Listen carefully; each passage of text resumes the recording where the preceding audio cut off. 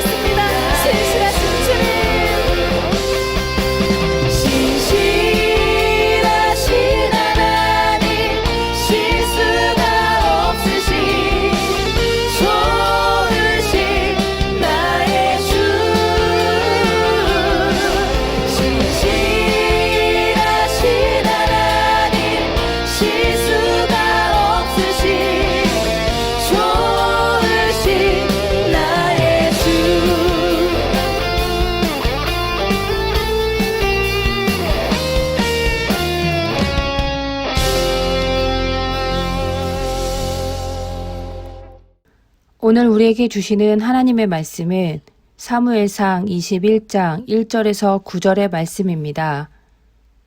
다윗이 노베 가서 제사장 아히멜렉에게 이르니 아히멜렉이 떨며 다윗을 영접하여 그에게 이르되 어찌하여 내가 홀로 있고 함께하는 자가 아무도 없느냐 하니 다윗이 제사장 아히멜렉에게 이르되 왕이 내게 이를 명령하고 이르시기를 내가 너를 보내는 것과 내게 명령한 일은 아무것도 사람에게 알리지 말라 하시기로 내가 나의 소년들을 이러이러한 곳으로 오라고 말하였나이다. 이제 당신의 수중에 무엇이 있나이까? 떡 5덩이나 무엇이나 있는 대로 내 손에 주소서 하니 제사장이 다윗에게 대답하여 이르되 보통 떡은 내 수중에 없으나 거룩한 떡은 있나니 그 소년들이 여자를 가까이만 하지 아니하였으면 주리라 하는지라. 다윗이 제사장에게 대답하여 이르되 우리가 참으로 3일 동안이나 여자를 가까이 하지 아니하였나이다. 내가 떠난 길이 보통 여행이라도 소년들의 그릇이 성결하겠거든 하물며 오늘 그들의 그릇이 성결하지 아니하겠나이까 하매 제사장이 그 거룩한 떡을 주었으니 거기는 진설병 곧 여호와 앞에서 물려낸 떡밖에 없었습니다. 이 떡은 더운 떡을 드리는 날에 물려낸 것이더라. 그날에 사울의 신하 한 사람이 여호와 앞에 머물며 있었는데 그는 도액이라 이름하는 에돔 사람이요 사울의 목자장이었더라. 다윗이 아히멜렉에게 이르되 여기 당신의 수중에 창이나 칼이 없나이까? 왕이 일이 급함으로 내가 내 칼과 무기를 가지지 못하였나이다 하니 제사장이 이르되 내가 엘라 골짜기에서 죽인 블레셋 사람 골리앗의 칼이 보자기에 쌓여 에봇 뒤에 있으니 내가 그것을 가지려거든 가지라. 여기는 그것밖에 다른 것이 없느니라 하는지라. 다윗이 이르되 그 같은 것이 또 없나니 내게 주소서 하더라. 아멘. 오늘 본문의 말씀은 마음을 참 어렵게 하는 내용입니다. 다윗이 여러 가지 율법을 어기기 때문입니다. 하나는 제사장에게 거짓말을 한 것이고 또 하나는 제사장만이 먹을 수 있는 진설병을 먹은 것입니다. 다윗은 사울왕을 피해 도망치던 중 노베 제사장 아히멜렉을 만납니다. 아히멜렉은 전후 내막을 몰랐습니다. 그저 다윗이 나라를 위해 일을 하러 가다가 잠시 온 것이라 생각했습니다. 다윗도 사정을 말하지 않았습니다. 지금은 누구를 믿어야 할지 몰랐고 왕이 자신을 죽이려 한다는 것을 말했다가 더 큰 혼란이 생기거나 노베 사람들에게 잡혀 왕에게 보내질 수도 있었습니다. 하지만 다윗에게는 도움이 필요했습니다. 당장의 식량과 무기가 없었기 때문입니다. 다윗은 제사장들만 먹을 수 있는 진설병을 얻습니다. 그리고 골리앗의 칼을 얻어 무장을 합니다. 하지만 사정이 급했다고는 하나 다윗은 거짓말을 했고 율법을 어겼습니다. 그가 거짓말로 도움을 받은 것 때문에 후에 놉당의 제사장들은 사울왕에게 죽임을 당합니다. 하나님께서는 이 사건을 어떻게 보셨을까요? 우리는 하나님 앞에서 꺼리낌이 될 행동은 안 하는 것이 좋습니다. 판단이 잘 서지 않을 땐 보수적으로 접근하는 것이 낫습니다. 하지만 상황이 급박하고 절박한 순간이 있습니다. 그럴 때는 어떻게 해야 할까요? 가능한 한 거짓말은 안 하는 것이 좋습니다. 거짓은 또 다른 거짓을 부르기 때문입니다. 하지만 다윗의 거짓말은 조금 의미가 다릅니다. 약간의 변호를 하자면 다윗은 자신을 보호함과 동시에 아히멜렉 제사장 역시 보호하기 위해 진실을 말하지 않은 것일 수 있습니다. 사울왕에게 쫓기고 있다는 말을 하지 않음으로써 아히멜렉은 누명일지라도 반역자 다윗을 도운 것이 아닙니다.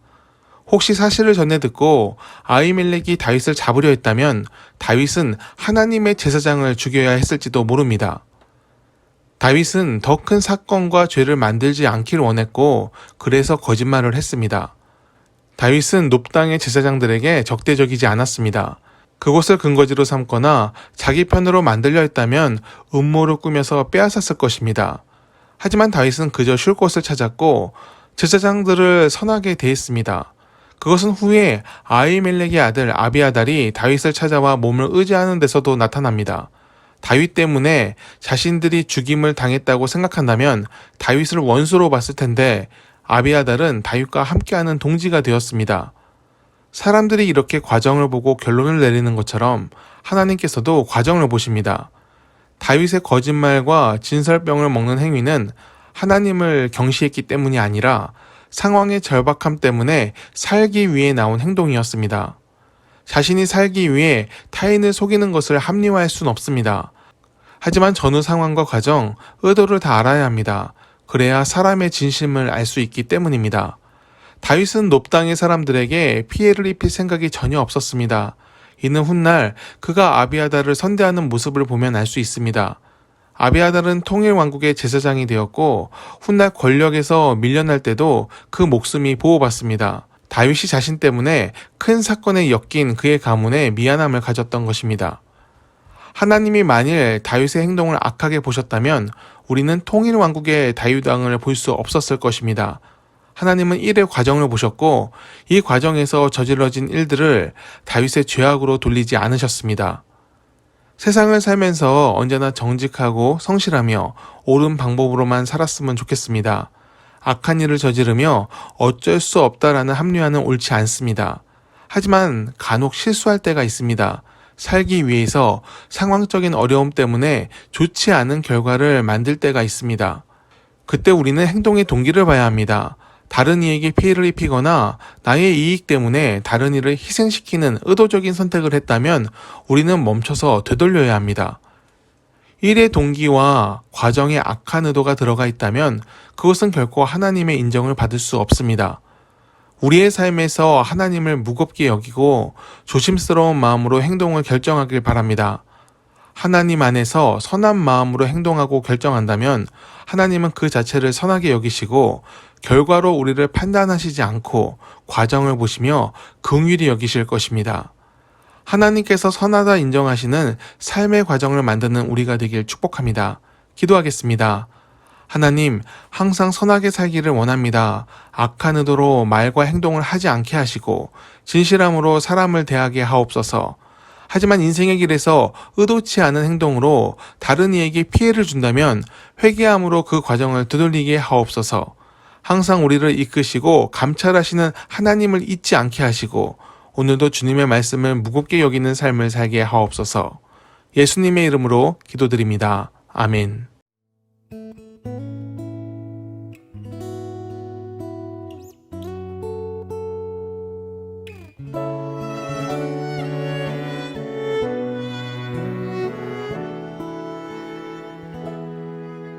고달픈 삶의 은혜도 무뎌지고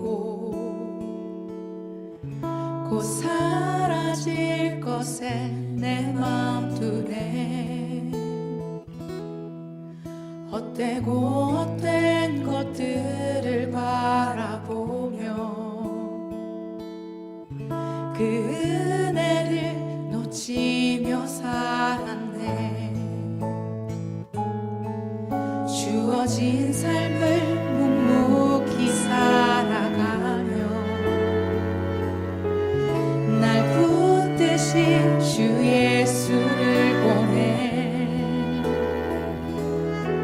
상황 가운데 놓여진 나의 삶을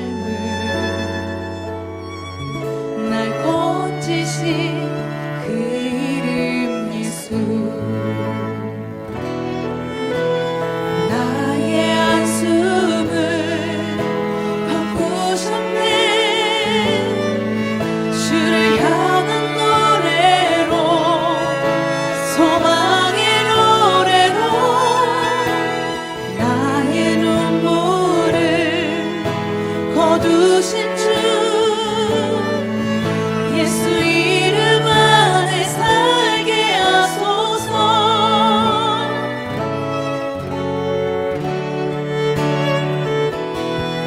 주어진 삶을 묵묵히 살아가며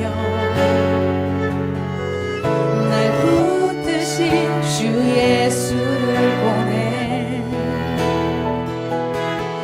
상황 가운데 놓여진 나의 삶을 날 건지신 그 이름 예수.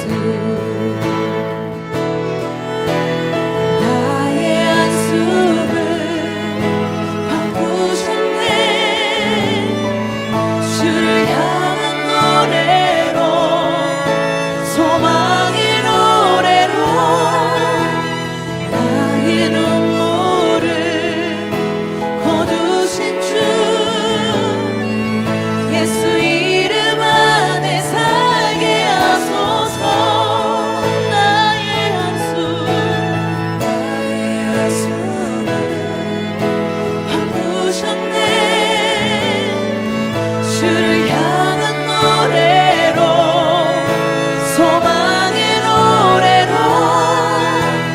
나의 눈물을 거두신